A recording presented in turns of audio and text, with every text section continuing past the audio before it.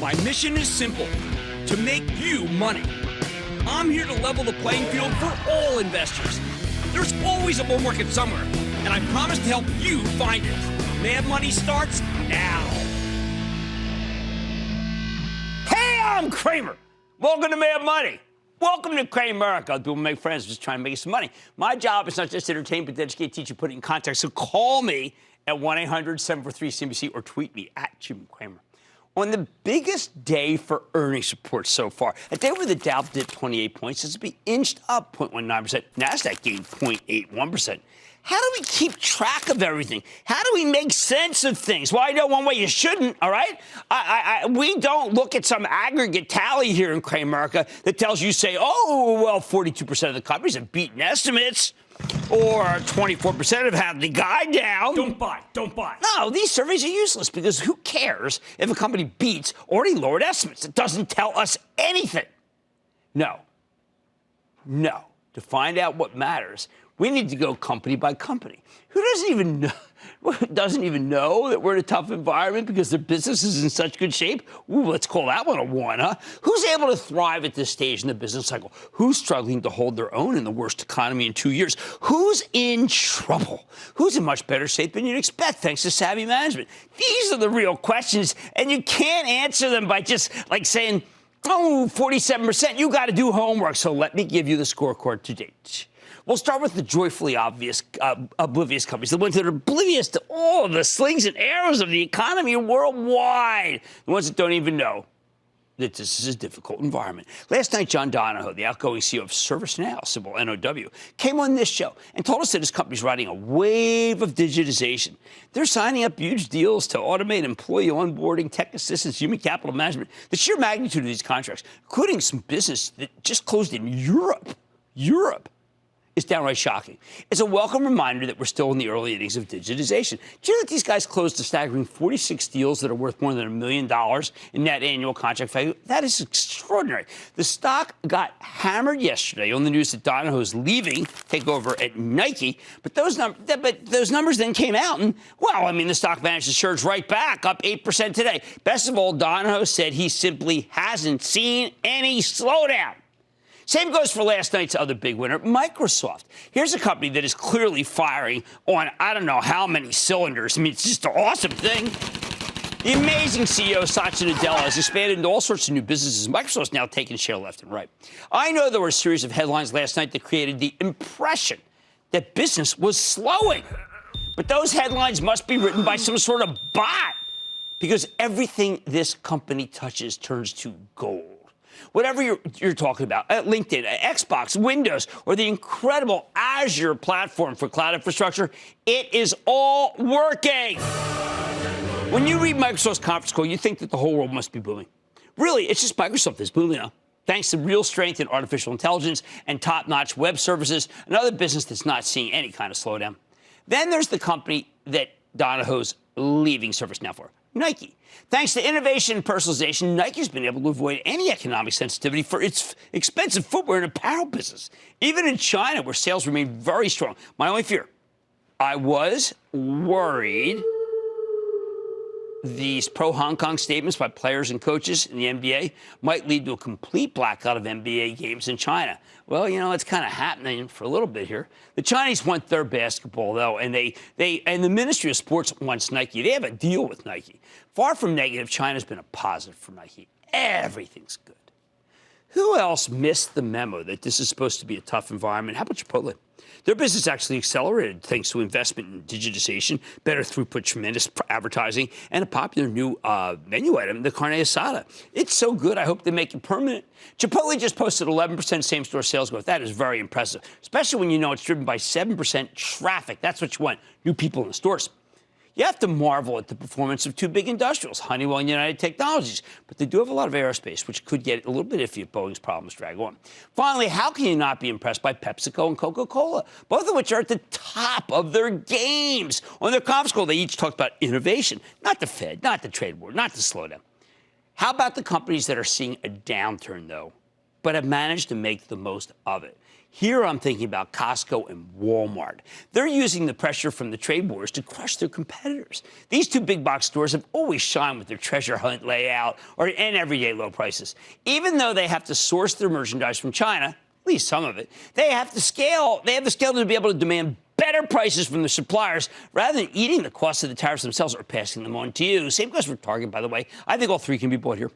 I don't know if you caught Southwest Air's Gary Kelly this morning on Squawk on the Street. Wow. But this man and his team have been dealt a really bad hand by Boeing's 737 MAX woes. Yet Southwest still put up fantastic numbers. I know it has to be tough, especially since one of their major markets, Texas, has been bruised by the decline in oil prices. Didn't matter. Kelly put up very good results in spite of the environment. Or how about the rails? Did you hear our interview yesterday? I mean, I thought it was amazing with Jim Foote. He's from CSX. I almost couldn't believe how well this railroad all aboard is doing, even though most of his cargoes are headed straight downhill. I'm used to this. Do you remember what his secret to success was? Just run a better darn railroad. Yep, it's all in execution. I think the stock's working. It's a buy. Then there's Lam Research, LRCX, the semiconductor capital equipment maker. Lam knows times are tough. They're seeing a slowdown in DRAM equipment, but flash memory is coming on strong. Who knows how people react to the microprocessor strength in Intel this very evening, but that's how these guys at Lam could report such a good quarter. And if Lam can hit the midpoint of its guidance for next year, this could be the second best calendar year on record in terms of earnings in a slowdown. That's despite the fact that more than half of their book of business has been hurt by an immense decline. Yet CEO Tim Archer believed, just like his predecessor, Cramer uber fave Rick Hill, he bought back a monster amount of stock at the right prices. Lam has unseated with today. I'm serious. Do you know that Lam has unseated Chipotle as the best performer in the S&P 500? What else? Hey, let's not forget about J.P. Morgan. How the heck can they make so much money in an environment that's supposed to be toxic to the banks? I think the franchise is so strong right now that no bank can touch them. You know, when it comes to profitability, for certain. Right now, J.P. Morgan might be the cheapest stock in the Dow relative to its growth rate. The company's remarkably well run. You know, even when you try to get other bankers to knock CEO Jamie Dimon, they simply won't do it. All right, so now what about the companies that are merely treading water? I think Dow Chemical, Jim Fitterling on this morning for Squawk on the Street, belongs in this category. They're just starting to tread water as some of the cycles they're levered to are starting to turn. It's not perfect, but I no longer think that Tide can keep holding down this bountiful 5.7% yielding stock. If you're looking for income, you can now feel more confident that Dow Chemical stock can hang in there even in a more difficult global economy. Finally, who seems sadly at the mercy of the moment? Oh, my. I say Ford Motor is really, truly struggling, like the little Dutch boy with the fingers in the dike. They're in bad shape in many parts of the world. Even worse than Ford, you've got 3M. So many of its end markets seem way too soft, and I think China's become a real headwind for them after being a tailwind for ages. The bottom line, when you're looking at stocks this earnings season, these are the buckets you need to be sorting them into. Who's doing so well they don't notice the environment? Who's thriving in spite of the environment? Who's treading water? And who's getting steamrolled? When you divvy the corporate world up into those categories, there's a lot to like, but a lot to avoid. Why don't we go to Fabio in New Jersey? Fabio! Hey, Jim. Recent viewer hooked onto your show, trying to learn a thing or two. That's what I want. My question is on Nokia. I bought some at $4.88 a share 2 months ago. As a long-term investment, 2020 and beyond, do you still see potential in the stock? And should I buy more, hold, or sell?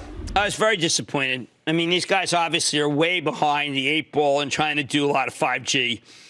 They remind me very much, frankly, of BlackBerry. I'm going to say no. It really was quite discouraging. It was quite discouraging. And it just shows you how much ahead Huawei is. How about Ed in Iowa, please? Ed. Yeah. Hey, Jim. About a year ago, the market seemed a little volatile, so I thought I'd hedge my investments by putting some money into a producer of gold and copper, okay. Freeport-McMoRan. Right. And I just but it's been losing money ever since, and they didn't meet their last quarters, and estimates and wondered whether I should sell it out, take my losses, and reinvest or hang on. You know, you can look. Hope should never be part of the equation. You have to hope for a trade deal so you can bail from the stock. I don't want you in the stock. Don't like the balance sheet. Don't like the pastiche. I'm tired of management, frankly, too, even though they're very nice people. The earnings season, you're required to divvy up the corporate world into the categories I'm telling you to do. There's a lot to like and a lot to avoid. Mad Money tonight. Can you still find winners in China? I am eyeing American companies still operating in the country whose success could shock you. Then I'm searching through the rubble of the software stocks and telling you if it could finally be the time to buy, and I know many of you are beleaguered in them, and talk about potential Bernie Sanders or Elizabeth Warren candidacy has caused some concern for Centene investors. But could the company's most recent quarter signal it's time to do some buying? I'm sitting down with the CEO, so stay with Cramer. Don't miss a second of Mad Money. Follow @Jim Cramer on Twitter. Have a question? Tweet Cramer. #MadTweets. Send Jim an email to madmoney@cnbc.com or give us a call at 1-800-743-CNBC. Miss something? Head to madmoney.cnbc.com.